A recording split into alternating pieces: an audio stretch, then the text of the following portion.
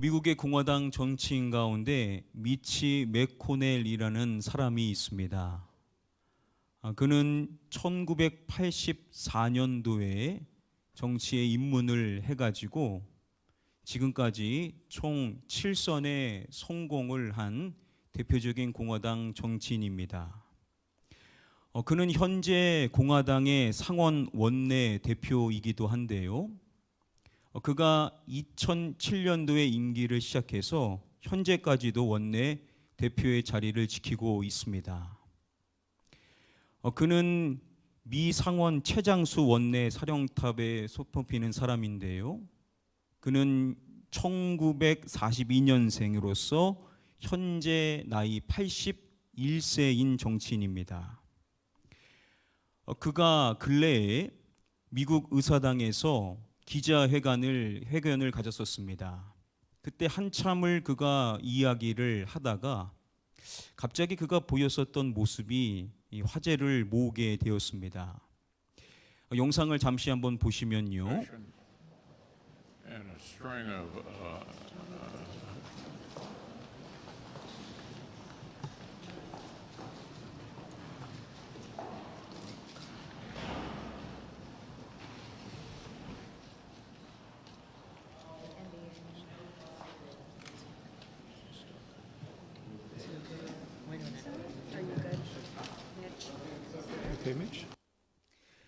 이렇게 그가 말을 하다가 갑자기 말을 멈추고 20초가 넘도록 멍한 표정으로 이 허공을 쳐다보는 모습을 보이게 되었었던 것입니다.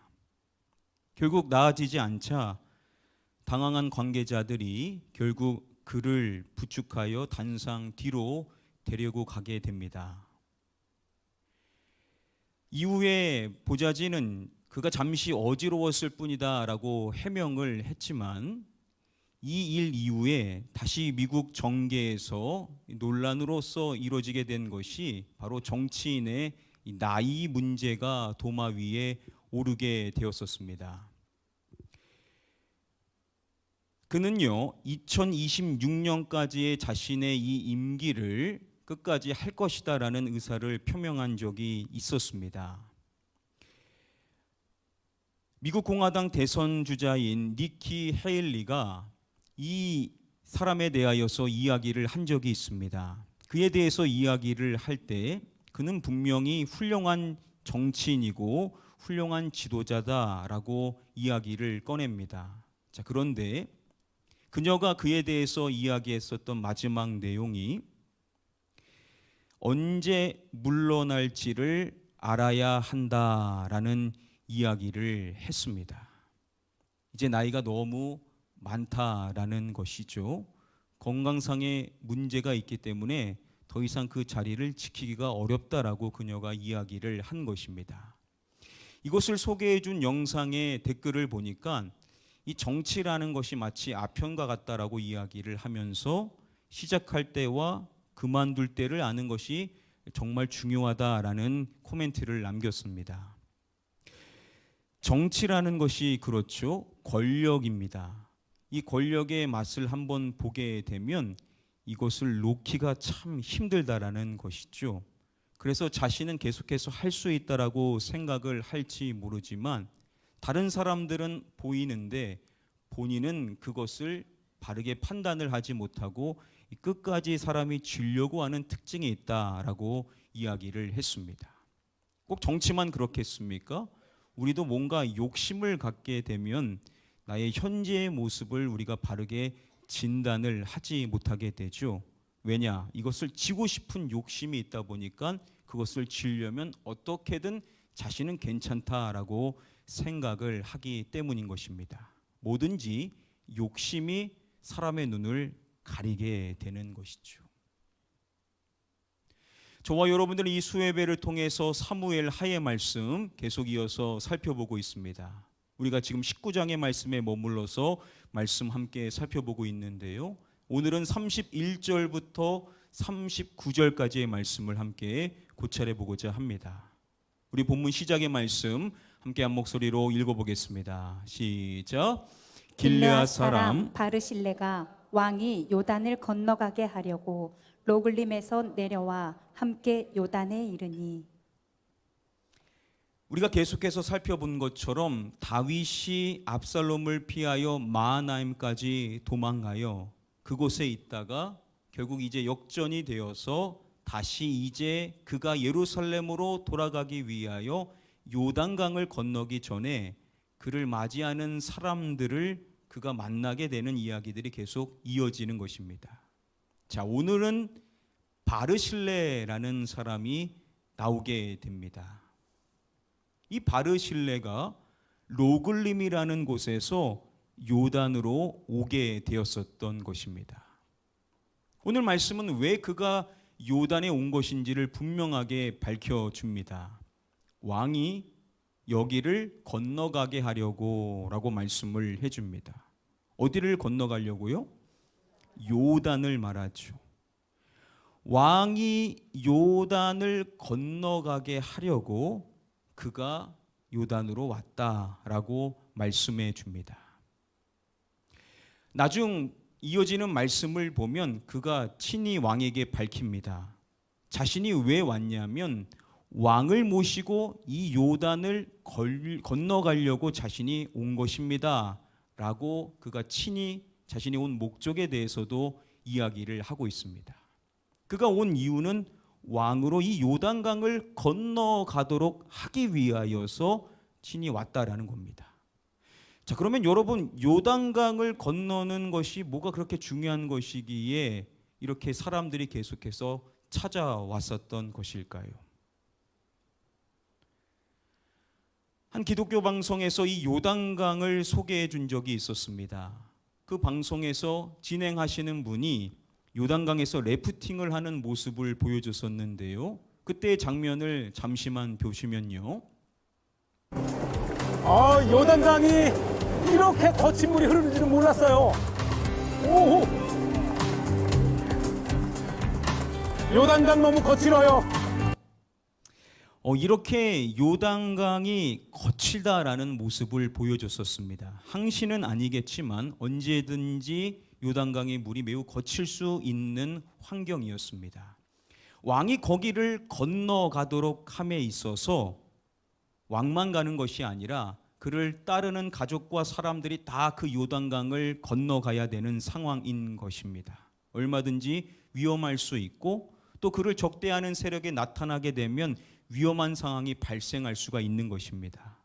바로 그래서 바르실레아가 그 왕이 요단을 건너가게 하고자 왔다라는 것이죠. 즉 왕의 안전을 보장하기 위하여서 바실레아가 찾아왔었던 것입니다. 자, 이렇게 왕이 이제 요단을 건너서 예루살렘으로 가려고 하는 것인데 우리가 이전에 살펴봤었던 내용이 있습니다.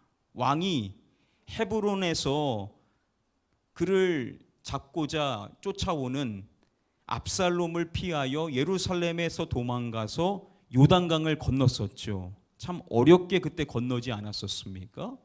그때 말씀이 말하는 것이 당시 왕과 그에 함께하는 사람들이 다 피곤했다라고 말했습니다. 그렇죠. 도망자 신세로 그렇게 그들이 갑작스럽게 떠났으니 얼마나 곤비했겠습니까? 그리고 그 요단을 건널 때 새벽까지 그 요단을 건너갔다라고 말씀해 줍니다. 이렇게 다윗과 그의 일행이 참 어렵게 요단강을 건너게 되었었던 것입니다. 자, 그랬었을 때 그러한 다윗과 그의 일행들을 위하여서 많은 물품들과 음식을 제공해 줬었던 사람들이 있었습니다.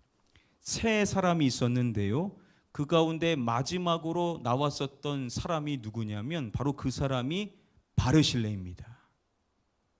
바르실레가 다윗이 곤비하여서 지쳐 있었을 때, 절망 가운데 있었을 때 그를 위하여서 물품과 많은 식량들을 제공해 줬었던 것이죠.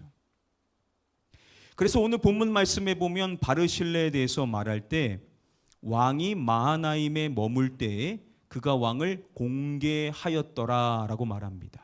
바로 앞서서 말씀드린 그 일을 말하는 것인데요. 근데 영어 성경어로 보면 시제를 보면 그렇게 한 것이 이례적인 것이 아니었다라는 것을 알 수가 있습니다. 왕이 마하나임에 머물러 있는 동안 왕의 필요를 계속해서 채워줬었던 사람이 누구였냐면 바로 바르실레였다는 것이죠. 여러분, 왕이 얼마나 고맙게 여겼겠습니까? 자신이 어려울 때 찾아와서 그를 위하여 모든 필요를 충족시켜 주었었던 이 바르실레가 다시 왕을 돕기 위하여 그가 요단강을 안전하게 건너갈 수 있도록 하고자 그에게 왔었던 겁니다. 자, 왕이 얼마나 기쁨으로 그를 맞이했을지 우리가 짐작을 해볼 수가 있을 것입니다. 자, 왕이 이제 그에게 이야기하는 내용이 오늘 본문 말씀에 이어지게 됩니다. 우리 함께 말씀 한 목소리로 읽어보겠습니다. 시작. 왕이 바르실레에게 이르되 너는 나와 함께 건너가자. 예루살렘에서 내가 너를 공개하리라. 왕이 그에게 이야기를 하는 것입니다. 뭐라고 이야기를 하냐면 너는 나와 함께 건너가자라고 말합니다. 이건 단순히 그냥 요단강 건너자라는 이야기가 아니죠. 이어지는 내용을 보면 어디에서 내가 너를 공개하리라 라고 이야기를 합니다. 어디라고 말하죠? 예루살렘이라고 말합니다. 네가 나와 함께 예루살렘으로 가자. 내가 너에게 후대해 주겠다라는 식으로 이야기를 하는 것입니다. 자, 이건 단순히 그냥 예루살렘으로 그냥 네의 거주지를 옮겨라라는 의미가 아니겠죠. 이것은 다윗이 바르실레를 예루살렘으로 초청하여서 행정에 참여할 것을 제안한 것으로 해석을 합니다. 오늘 말씀을 보면 이 바르실레의 어떠한 사람인지에 대해서 말합니다. 바르실레는요, 큰 이러한 사람이다 라고 말씀이 말을 합니다. 큰 어떠한 사람이라고 합니까? 부자라고 말합니다. 이 바르실레는요, 엄청난 부자였던 겁니다. 성경에서 우리말 성경으로 큰 부자라고 이야기되어지게 되는 유일한 사람이 이 바르실레라는 사람입니다. 그러니까 그가 엄청난 부자였던 것입니다. 자, 그런데 여러분, 무력보다 더 큰 욕이 있는데 그게 뭐죠? 바로 권력이죠, 권력. 그래서 많은 분들이 부자이면 다 만족될 거라고 하는데 그렇지가 않습니다. 제가 미국에 있었을 때에도 진짜 부를 많이 지닌 분들을 몇 분 알았는데 그러한 분들이 가지고 있는 게 있습니다. 권력입니다, 권력. 높은 자리에 오르가고자 하는 욕심이 있습니다. 그러니까 부가 있어도 만족이 안 되는 게 사람의 욕심 가운데 가장 높은 것이 있다면 권력에 대한 욕이라는 것입니다. 자, 무력이 그에게는 없을 수 있을지 모르겠지만 권력욕은 얼마나 많을 수 있겠습니까? 가진 건 많으니 더 높은 자리에 오르고 싶은 욕심이 왜 그에게 없겠습니까? 그런데 왕이 그에게 먼저 제안하는 것입니다. 함께 가자. 예루살렘으로 함께 가자. 그에게 제안을 하는 것입니다. 그 다른 사람들 같으면 옳거니 하면서 바로 따라가지 않았겠습니까? 자, 그런데 그는 어떻게 반응을 하냐라는 것이죠. 이어지는 말씀을 보면 그가 이제 왕에게 대답을 하는 겁니다. 자, 뭐라고 말하는지 이제 중요합니다. 그가 이렇게 말합니다.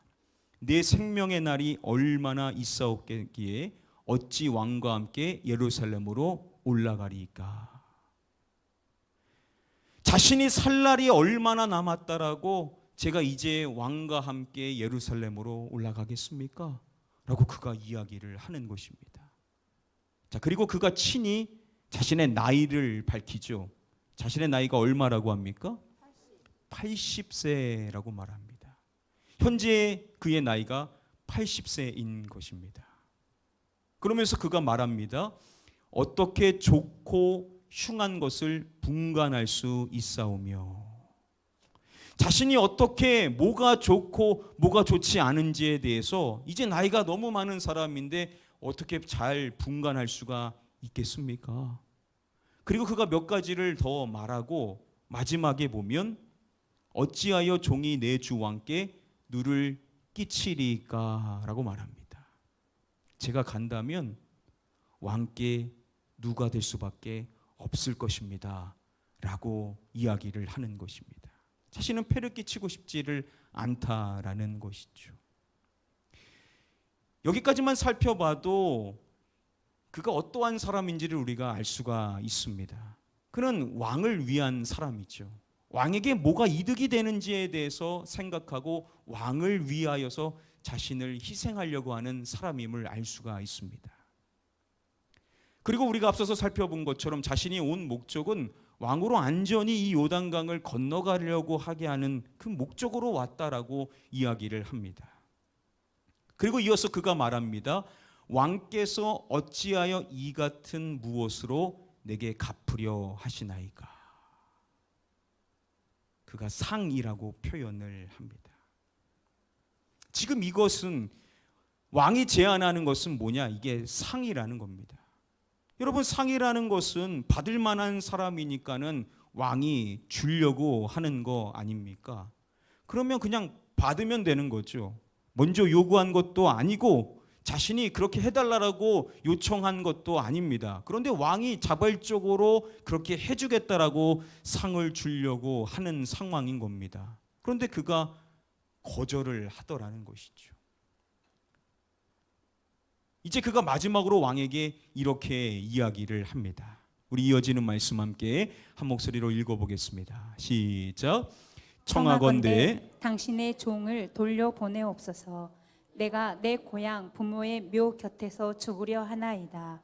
그러나 왕의 종 기맙을 여기 있사오니 청하건대 그가 내 주 왕과 함께 건너가게 하시옵고 왕의 처분대로 그에게 베푸소서 하니라. 청하옵건대 당신의 종을 돌려보내옵소서. 왕이 그에게 상을 주려고 하는데 그는 그냥 고향에 돌아가서 그곳에서 자신의 부모님의 묘에서 마지막을 맞이하기를 원합니다 라고 이야기를 하는 것입니다. 왕이 자발적으로 그에게 상을 주고자 하는데 그가 끝까지 뭘 하냐면은 거절을 하는 겁니다. 지금까지 내용이 다 무슨 내용이고 거절의 내용입니다. 저는 안 됩니다. 저는 그럴 수 없습니다 라고 계속해서 왕에게 거절을 하는 것이죠. 여러분, 그러면 왕의 입장이 뭐가 됩니까? 그래도 뭔가 그에게 보답해 줄 수 있는 길을 줘야 되는데 그가 한사코 거절만 하는 것이죠. 왕도 민망해지지 않겠습니까? 그래서 그런지 그가 마지막으로 이러한 이야기를 합니다. 그러나 왕의 종 누가 여기 있사오니 라고 말합니다. 김함이라고 말하죠. 그건 누구를 왕에게 소개해 주냐면 김함이라는 사람을 소개해 줍니다.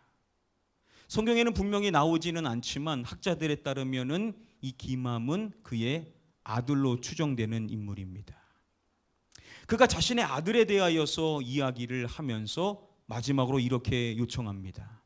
청하건대 그가 내 주 왕과 함께 건너가게 하시옵고 왕의 처분대로 그에게 베푸소서.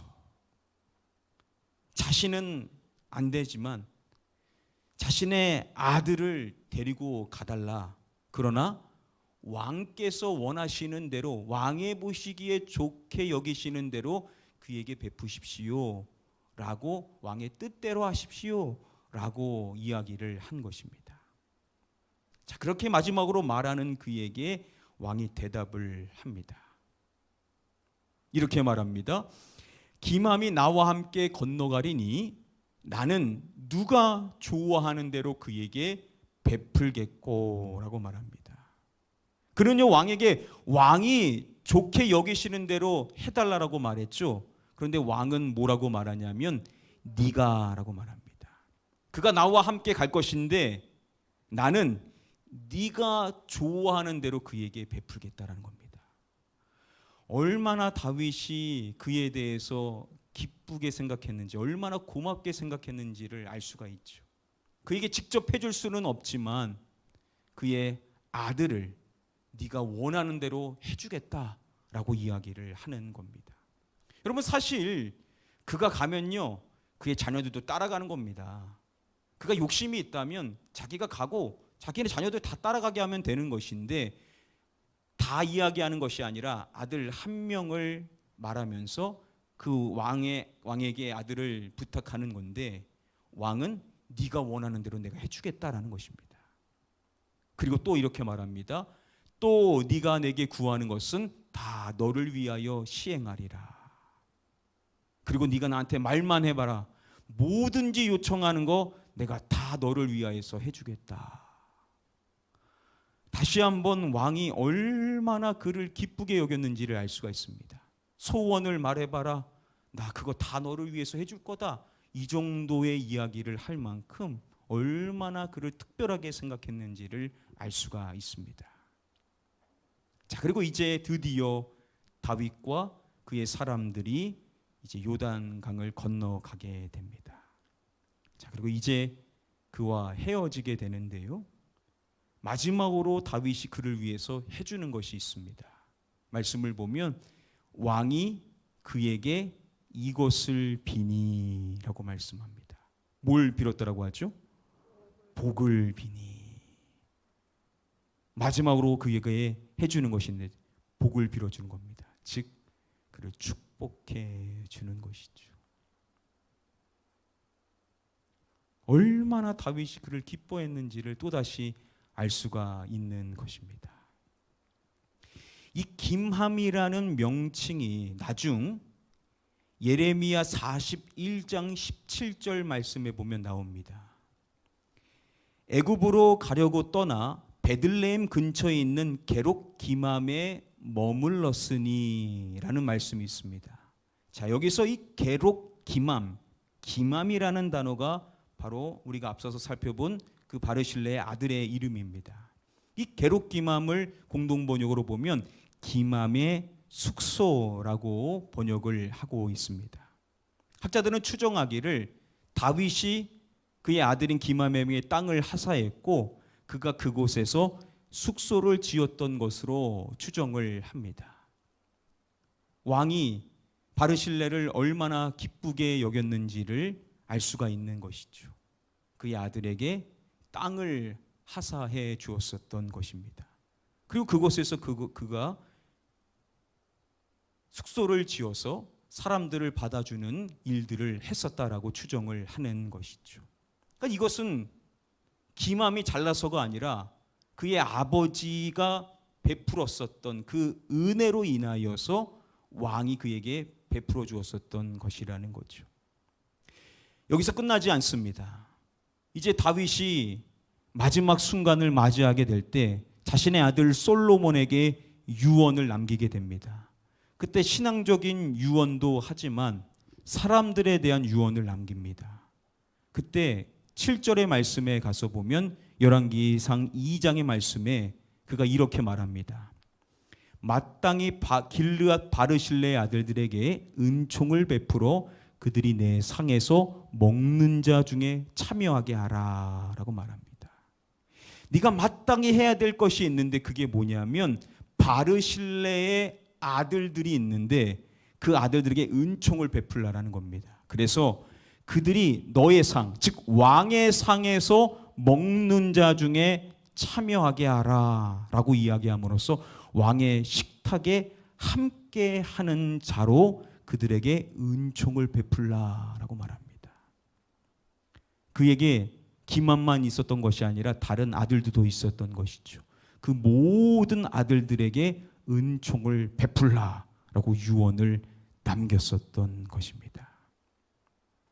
바로 이 바르실레의 그 아버지가 남겨놓은 것으로 인해서 그의 자녀들이 다 복을 받게 되었었던 것이죠. 참 우리가 원하는 내용 아닙니까? 여러분 어떻게 다윗은 이 바르실레를 이렇게도 특별하게 대했냐라는 것이죠. 여러분 우리가 19장의 말씀을 지금까지 계속 살펴봐왔었습니다. 이 말씀들 가운데 결국은 다윗이 이 요단강을 건너려고 할 때 이제 왕으로 복귀하려고 했었을 때 그 요단을 건너기 전에 다윗을 맞이하러 왔었던 사람들이 여러 명 있었었죠. 우리가 가장 먼저 살펴봤었던 사람 바로 시므이입니다. 다윗이 힘을 잃었었을 때 그에게 저주를 퍼면서 돌을 던졌었던 사람 아닙니까? 그런데 다시 왕이 돌아오게 되었었을 때 자기 했던 일 좀 눈 감아 달라고 사람들 끌고 와서 자기를 용서해달라고 했었던 사람이 시므이입니다. 왕을 맞이하는 척 하지만 목적이 있는 거죠. 자기 좀 봐달라라는 겁니다. 그리고 이 시므이와 함께 왔었던 사람들 가운데 누가 있었냐면 바로 시바가 있었죠. 자신의 주인을 속이고 또 왕도 속여서 자신이 모든 걸 주도해서 왕에게 음식을 제공하는 척 했었던 사람입니다. 이도 자신의 욕심 따라 움직이는 사람이죠. 순수하지가 않습니다. 도와주기는 했지만 속이는 사람이었습니다. 그리고 지난 시간에 살펴본 사람 누가 있습니까? 무비보셋이죠. 무비보셋은 선량한 사람이지만 시바와의 관계 속에서 설킨 것이 있다 보니까 다윗을 곤란하게 했었던 사람 중에 하나입니다. 시므이, 시바, 무비보셋이 다 다윗을 맞이하러 온 겁니다. 그로 요단강을 건너는 데 있어서 그 일을 안전하게 하고자 그에게 찾아왔었던 사람들인 겁니다. 목적은 보이는 모습은 좋은 모습이지만 그 안에는 다 뭔가가 있는 거죠. 자신의 억울함을 풀든 자신의 속였었던 것을 용서받으려고 하든 자신이 했었던 과거의 행적을 지우고자 하는, 겉으로는 왕을 모시는 것처럼 하지만 다 꿍꿍이를 가지고 있었던 사람들인 겁니다. 물론 무비보셋은 조금 다른 모습이긴 하지만요. 그러나 결론적으로 봤었을 때는 다윗을 조금 피곤하게 했었던 사람인 것입니다. 이러한 사람들과 비교해 봤었을 때 바르실레는 달랐다라는 겁니다. 다윗이 그래서 그런 겁니다. 다 나를 위해서 온 사람들인데 이 무리 가운데 시므이 같은 사람이 있고 시바 같은 사람이 있고 무비보셋 같은 사람이 있는데 이러한 사람들과는 차원이 다른 사람이 있는데 그 사람이 누구냐? 바르실레라는 거죠. 바르실레만큼은요 다윗에게 있어서 특별한 사람일 수밖에 없었다라는 겁니다. 왜냐? 바르실레는요 다윗을 순수하게 도와줌으로써 그를 온전히 기쁘게 한 사람이었었다라는 거죠. 두 마음을 품은 것이 없습니다. 행실이 다르지 않습니다. 그가 잘 되든 못되든 한결같이 그를 서포트해주는 사람이죠. 뭔가 욕심이 있어서 그를 찾아오는 것이 아니었었습니다. 그에게는 그냥 왕을 순수히 도와주고자 하는 그 깨끗한 마음으로 왕을 찾아왔었던 사람이었고, 그를 다시금 요단강을 건너게 할 때도 마찬가지인 겁니다. 욕심이 있지를 않습니다.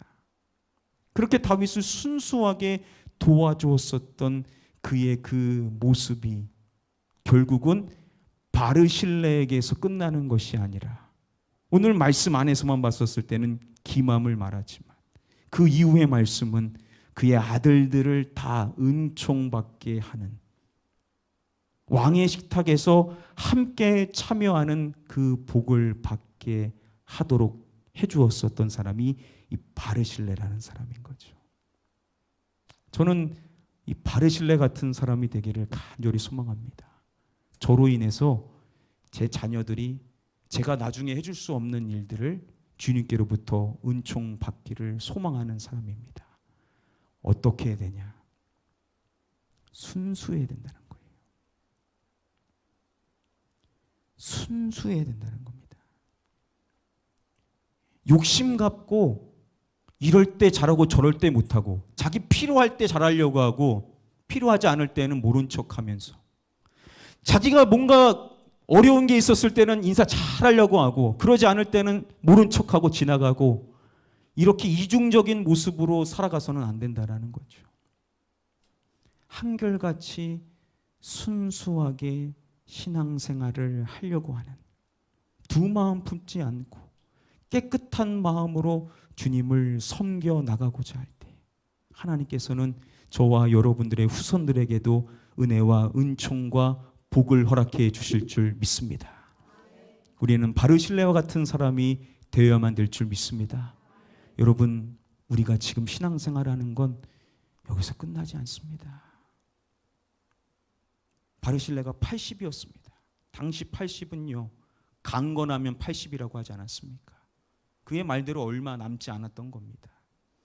그런데 그 인생의 마지막에 그가 뿌려놓은 것이 있었는데 그것 때문에 그의 후손들이 끝까지 은총을 받을 수 있었던 이 비결이 오늘 우리에게 주어졌다라는 것은 분명한 겁니다. 저와 여러분들 우리 신앙생활 할 때 깨끗한 마음으로 순수한 마음으로 하나님을 위하여서 그분의 영광을 위하여서 마지막 순간까지도 우리가 신앙생활을 영위하는 자가 되어야만 될 줄 믿습니다.